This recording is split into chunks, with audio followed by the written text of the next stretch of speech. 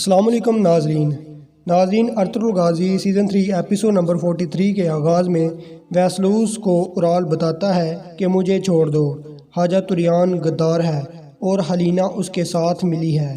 استاد الوین جس کا اصل نام حاجہ طریان ہے، چولپا خاتون بھی اس کا حوالہ دیتی ہے۔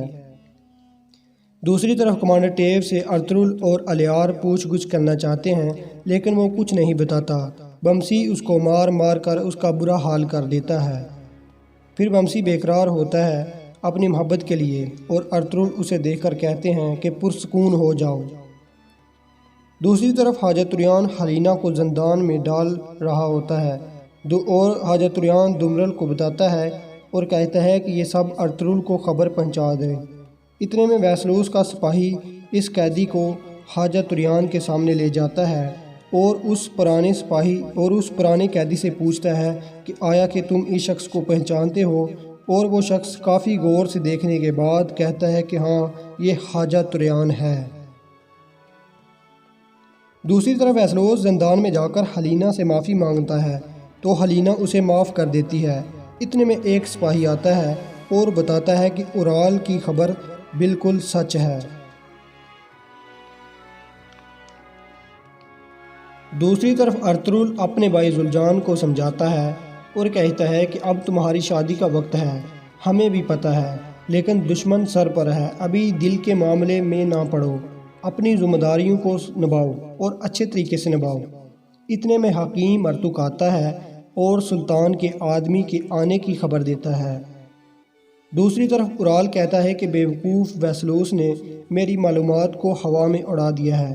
اتنے میں ویسلوس آتا ہے اور اورال سے کہتا ہے کہ تمہاری خبر بالکل صحیح نکلی اور وہ حاجہ طریان جس نے اپنا نام قلعے کارایچیسر میں استاد الوین مشہور کیا ہے وہ غدار نکلا ہے۔ دوسری طرف سلطان کا آدمی ارطغرل سے کہتا ہے کہ ویسلوس نے سلطان کو بتا دیا ہے کہ ترکوں نے جنگ کا آغاز کر دیا ہے، اب تم محتاط رہنا، اور وہ سلطان کا آدمی واپس چلا جاتا ہے۔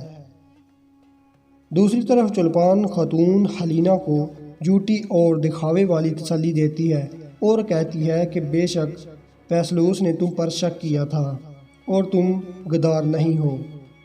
دوسری طرف زلجان پریشان ہوتا ہے تو گنیالی پوچھتی ہے کہ کیا ہوا ہے، وہ ارطغرل کی باتیں بتاتا ہے اور گنیالی کہتی ہے کہ ہمیں اللہ ضرور ملائے گا۔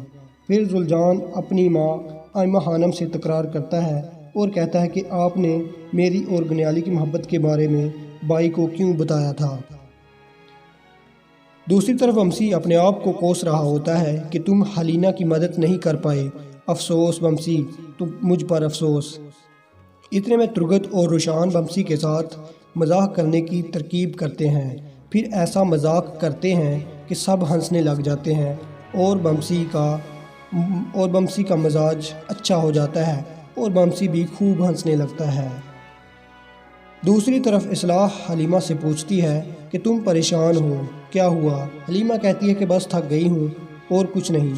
اتنے میں کونیا سے ایک قاصد امیر سعد الدین یعنی کہ کوپی کا خط اصلاح کو دیتا ہے جس پر لکھا ہوتا ہے کہ اب ہماری شادی کا وقت آ گیا ہے اصلاح خاتون، اور اب ہم بہت جلد شادی کر لیں گے۔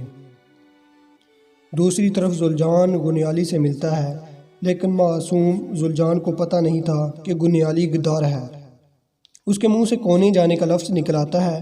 وہ درخواست بھی کرتا ہے کہ کسی کو نہ بتانا، اس راز کو راز رکھنا، لیکن وہ غدار عورت یعنی کہ گنیالی اپنے باپ اچار کو بتا دیتی ہے جو کہ اورال کا بڑا چمچہ ہوتا ہے۔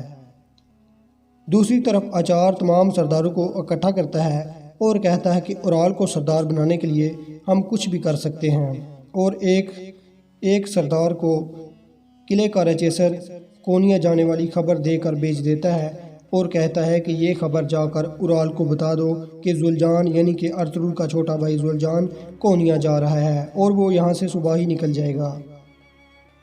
دوسری طرف آئمہ خانم ارطغرل کو زلجان کی خوشی کی کیفیت بتاتی ہے اور کہتی ہے کہ میں نے پہلی بار اتنی خوشی اور اتنی چمک زلجان کی آنکھوں میں دیکھی ہے۔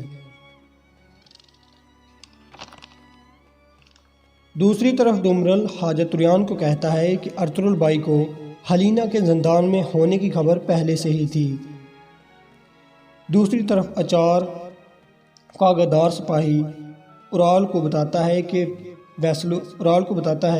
کہ زلجان صبح کونیا جا رہا ہے، اور پھر یہ ساری خبر غدار اورال ویسلوس کو بتا دیتا ہے اور کہتا ہے کہ اگر ہم زلجان کو قیدی بنا لیں تو پھر ارطغرل بے بس ہو جائے گا، تو اس طریقے سے ہم اپنے کمانڈر ٹیو کو بھی چھڑا سکتے ہیں اور بہت سے کام دے سکتے ہیں، کیونکہ ارطغرل کا بھائی تو ہمارے پاس قیدی ہوگا۔ اور دوستو یہاں پر اس قسط کا اختتام ہو جاتا ہے۔